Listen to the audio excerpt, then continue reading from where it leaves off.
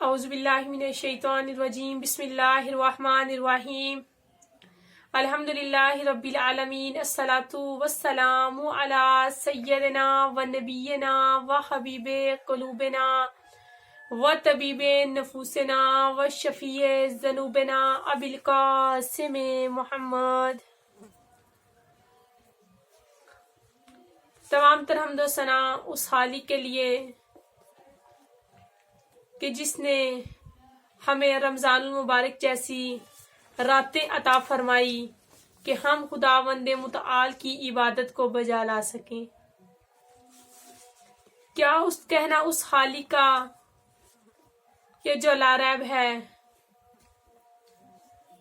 اگر ہم خداوند متعال کا ہر نعمت پہ شکر ادا کریں، اس نعمت کے شکر ادا کرنے کے بعد بھی اس خالق کا شکر ادا کرنا بنتا ہے، کیونکہ اس خالق نے ہمیں سانس جیسی نعمت عطا فرمائی ہے کہ ہم جس کے بدلے میں اس خالق کا شکر ادا کرتے ہیں۔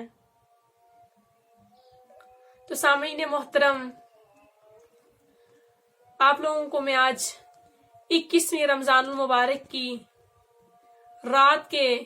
اعمال کے بارے میں بتاتی چلوں، اور یہ رات کون سی رات ہے اور اس کی کیا فضیلت ہے۔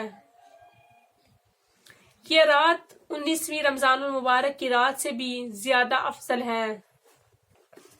اور جو اعمال میں نے 19ویں رمضان المبارک کی رات کے بارے میں بتائے تھے، وہی اعمال مشترکہ جو اعمال تھے وہ اسی رات بھی بجا لانے کے بارے میں تاکید کی گئی ہے۔ اور اس کے علاوہ کچھ ایسے اعمال ہیں کہ جن میں سے سب سے پہلے غسل کرنا، دوسرا یہ کہ شب داری کرنا، تیسرا زیارت پڑھنا، اور نمبر 4 سورہ حمد کے بعد 7 مرتبہ سورہ توحید والی نماز بجا لانا، اور اس کے علاوہ قرآن کریم کو اپنے سر پر رکھنا، اور اس طرح 100 رکعت نماز بجا لانا، اور نمبر 5 دعائے جوشن کبیر پڑھنا۔ ان چیزوں کے بارے میں تاکید کی گئی ہے، اور روایات میں ملتا ہے کہ اس رات کی شب داری کرنے کے بارے میں کیا تاکید کی گئی ہے۔ اور اس رات میں روایات بتاتی ہیں کہ سب سے زیادہ عبادات میں مشغول رہنا چاہیے، کیونکہ شب قدر انہی 2 راتوں میں سے ایک رات ہے۔ اور کچھ روایات ایسی ہیں کہ جو بتاتی ہیں کہ امام جعفر صادق علیہ السلام سے کسی نے عرض کیا کہ آپ ہمیں معین طور پر شب قدر کی رات کے بارے میں بتائیں کہ شب قدر کی رات کون سی ہے، اس کا تعین کریں۔ تو آپ نے فرمایا کہ اس میں کیا حرج ہے کہ تم ان 2 راتوں کے اعمال کو بجا لاؤ۔ اور اسی طرح ہمارے بزرگ عالم شیخ صدوق نے بھی فرمایا ہے،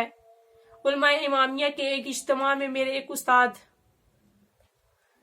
کہ جو کہتے ہیں کہ جو شخص ان 2 راتوں یعنی 21ویں اور 23ویں رمضان المبارک کی راتوں کو اپنے مسائل دینی کو بیان کرتے ہوئے جاگ کر عبادت کو بجا لاتا ہے، تو خداوند متعال اس کی تمام تر پریشانیوں کو دور کرتا ہے، کیونکہ یہ رات سب راتوں سے افضل رات ہے، اور خداوند متعال اس کی ہر وہ حاجت کو پورا کرتا ہے، کیونکہ روایات بتاتی ہیں کہ جو شخص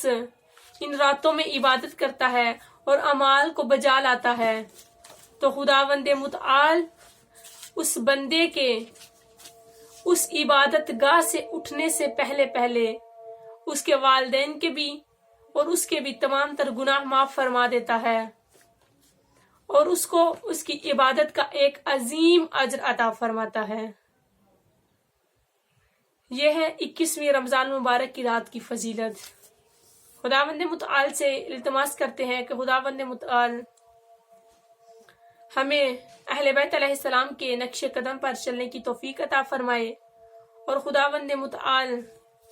ہمارے آقا اور مولا امام مہدی اجل اللہ تعالی فرج شریف کے ظہور میں تعجیل فرمائے